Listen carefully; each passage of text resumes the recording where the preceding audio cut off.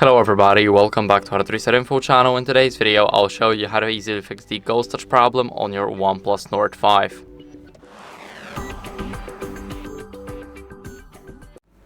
So first, what you guys want to do is remove the screen protector or a case if you have one. Basically, whenever you have a case, it can cover a little part of the screen, so that can cause the ghost touches to appear.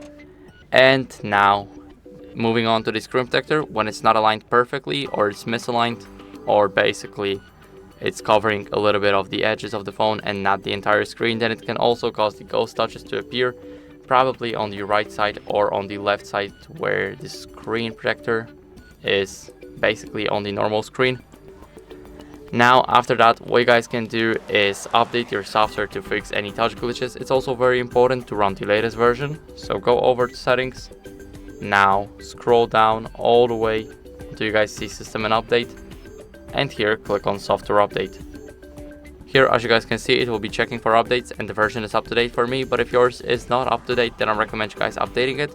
It's very important to do that because you guys can basically get rid of all the glitches and you guys can have the latest version of your software and much more.